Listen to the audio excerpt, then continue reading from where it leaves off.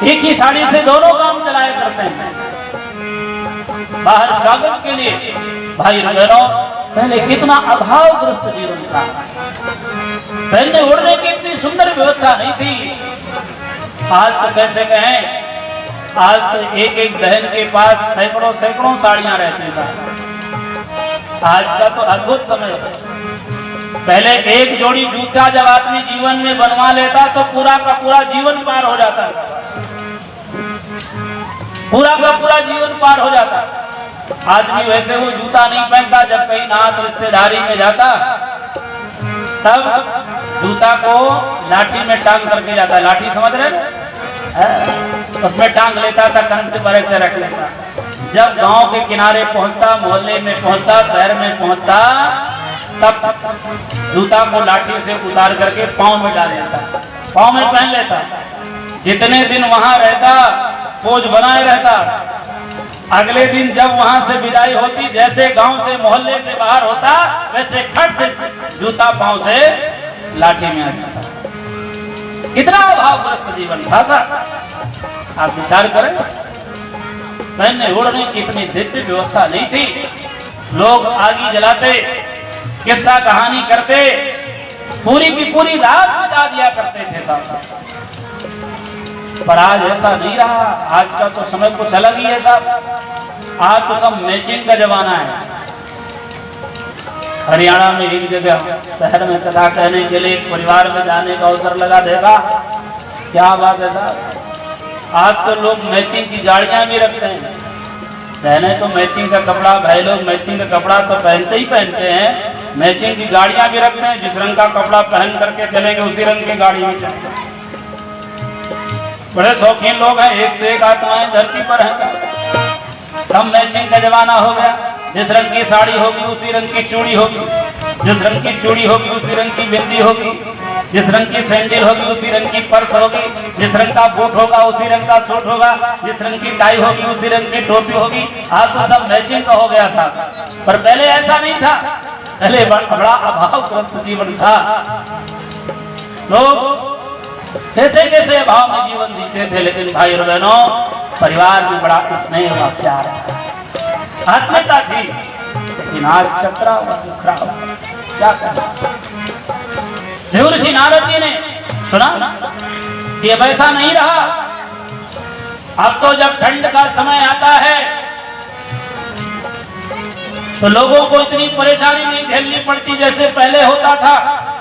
कोई परिवार में नात रिश्तेदार आ जाता तो पहले चंदा लगता था। क्या ए बहन जी, जरा अपनी रजाई हमको दे दो, अपना कंबल आप जरा हमको दे दो, कुछ वैसे ओढ़ करके आप आगे के सामने हाथ सेक करके बिता लेना, क्योंकि रिश्तेदार आ गए।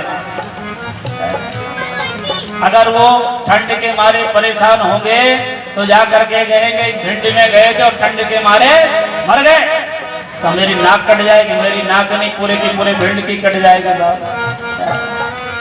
कि भिंड में गए थे और ठंड के मारे परेशान हो गए। पहले एक की नाक पूरे गांव की नाक हुआ करती थी, पूरे मोहल्ले की नाक हुआ करती थी। आज तो घरी में नाक कट रही, उसका कोई फर्क क्या कहे साहब। आज की स्थिति कैसी हो गई।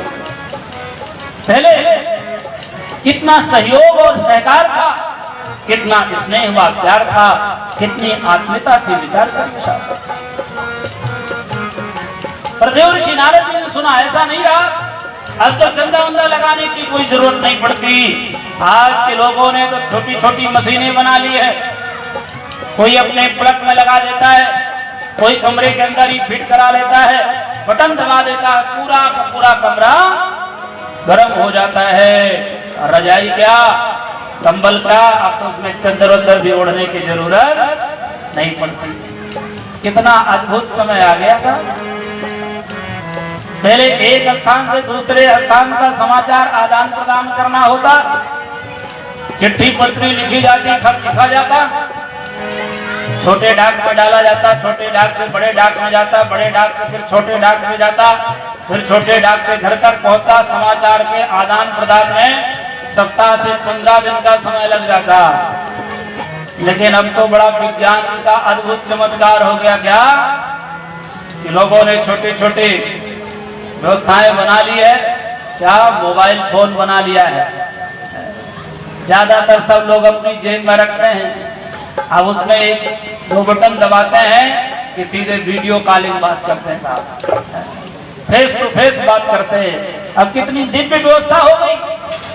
देवर्षि नारद जी मन प्रसन्न हो रहे हैं और भगवान से बातें कर रहे हैं, प्रभु मेरा मन करता है इस धरती के स्वर्ग को देखा है, क्योंकि धरती पर जो आज अद्भुत व्यवस्थाएं बन गई है, धरती के लोगों ने जो वैज्ञानिक आविष्कार कर लिए हैं, धरती पर जो सुख सुविधाएं हो गई हैं, काश स्वर्ग में रहने वाले देवताओं के लिए भी दुर्लभ होंगी। अब तो धरती पर बड़ा आनंदमय जीवन लोगों का होगा, बड़ी आत्मीयता होगी, बड़ा स्नेह होगा, बड़ा प्यार होगा, बड़ा सहयोग होगा, सब आपस से मिलजुल करके रहते होंगे। भगवान विष्णु ने कहा आखिर ऐसा क्यों आप सोचते हैं? देवर्षि नारद जी ने कहा भगवान पहले छोटे से छोटे काम को करने के लिए बड़ा लंबा समय लगता था, अब तो बड़े से बड़े काम बड़े थोड़े समय में हो जाते हैं। लोगों के पास जो समय बचता होगा, लोग जब तक ध्यान में लगाते होंगे, एक दूसरे के सुख दुख में लगाते होंगे, सास बहू में प्रेम होगा, बहू सासू की सेवा करती होगी, बच्चा भी पिता का आज्ञाकारी होगा और आत्मीयता व स्नेह होगा, परिवार में समाज में लोगों में एकता व समता होगा, समता के भाव जागृत हो रहे होंगे, जिधर देखी उधर आनंद ही आनंद होगा। क्यों न प्रभु ऐसे धरती के स्वर्ग को जरा हम दिखाएं, जो स्वर्ग में भी देवताओं को दुर्लभ है वो आज धरती का मानव प्राप्त कर रहा है।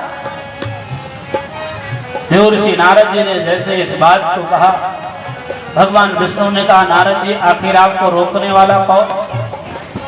आप तो किसी भी समय किसी भी क्षण कहीं भी जा सकते हैं। आप जाइए ना, धरती के स्वर्ग को देख करके आइए और वहां के शुभ समाचार से हमको भी अवगत कराइए।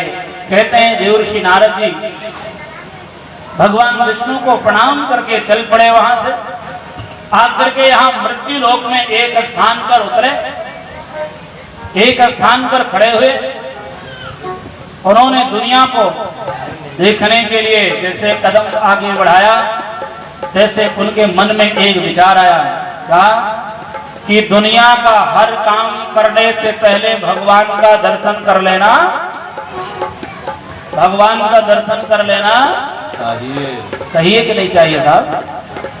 जो करना हो वही बोल दिया करिए। दुनिया का हर काम करने से पहले भगवान का दर्शन कर लेना चाहिए।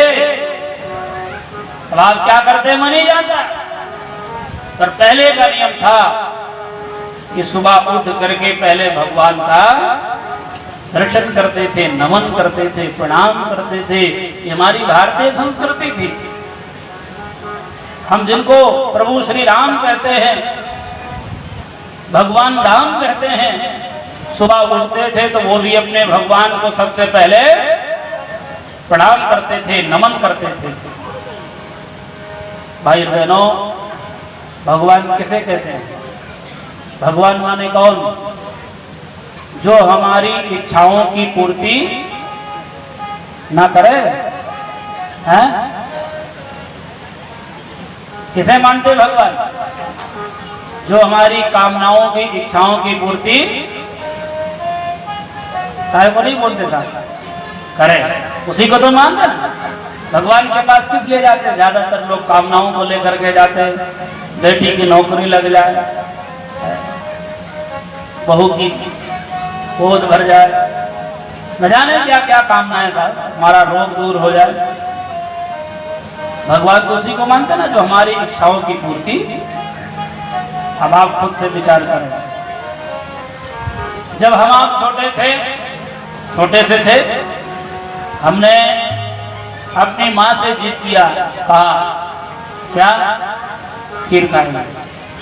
माँ ने कहा नहीं बेटा आज खीर तो नहीं बन सकती। क्यों? क्योंकि आज चीनी नहीं है।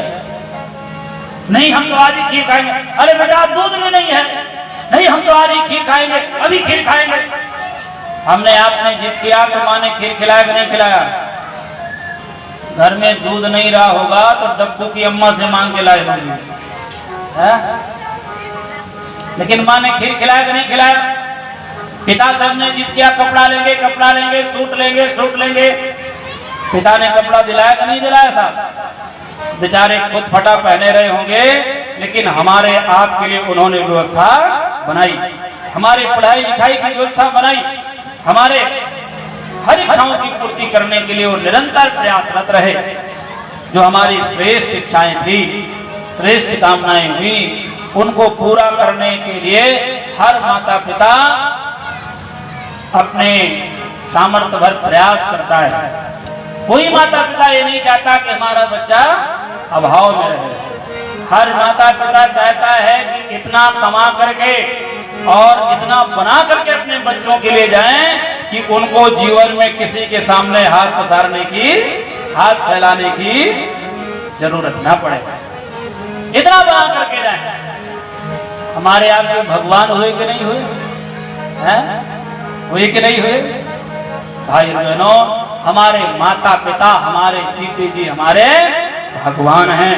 इसलिए हम अपने माता पिता को नित्य प्रणाम करें। अब आप क्या करते हैं मैं नहीं जानता, लेकिन प्रभु श्री राम क्या करते थे, हम आप जिनको भगवान कहते हैं। प्रातः काल उठे रघुनाथ,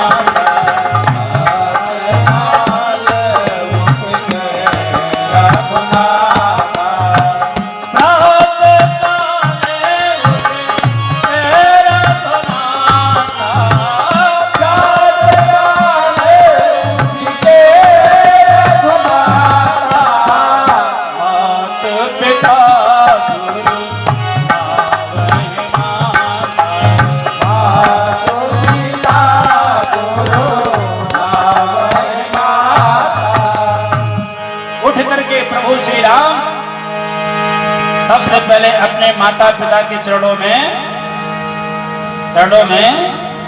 चिकोटी काट रहे थे, प्रणाम करते थे, फिर अपने इस मंत्र का जाप करते।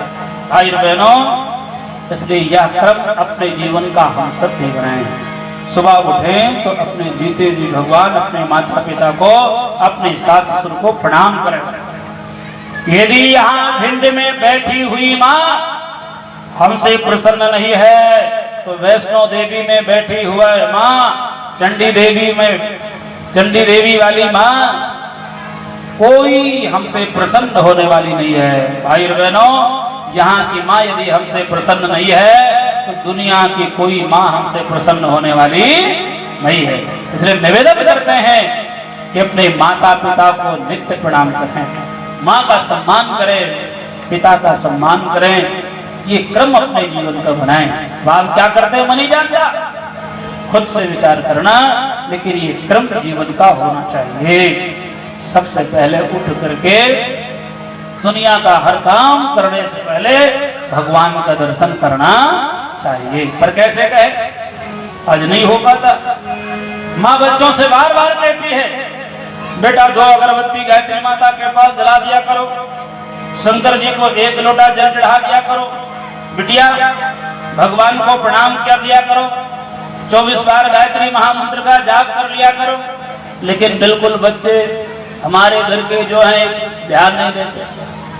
बिल्कुल इन बच्चों को कितना भी माँ कहती रहे, ध्यान देने वाले नहीं साहब। लेकिन विचार करें, जिनका एग्जाम का समय आ जाता है, इम्तिहान का समय आ जाता है, परीक्षा का समय आ जाता है,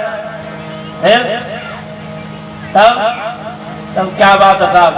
माँ ने एक बार किसी को प्रणाम करने के लिए कहा होगा तो 7 बार प्रणाम किया होगा। 1 अगरबत्ती जलाने की बात कही होगी तो मुट्ठी भर अगरबत्ती जलाई होगी। रास्ते चलते अथरा पथरा भी दिखाई पड़ा होगा। देखो भगवान बस तुम्हारे ही भरोसे है, अब की अच्छा नंबर आना चाहिए, ऐसे कहेगा। इसलिए हमारे संतों को कहना पड़ा क्या, दुख में सुमिरन सब करे और सुख में करे न को,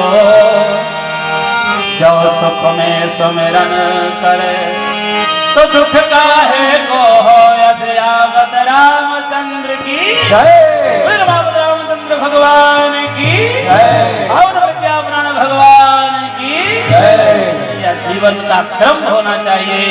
सुबह उठ करके भगवान को नमन करना, बड़ों को प्रणाम करना, नियमित महामंत्र गायत्री का जाप करना, भगवान की उपासना करना, एक लोटा अर्घ सूर्य भगवान को, ये क्रम जीवन का बने। अब आप क्या करते हैं मैं नहीं जानता, लेकिन देवर्षि नारद जी ने कहा कि दुनिया का हर काम करने से पहले भगवान का दर्शन कर लेना चाहिए।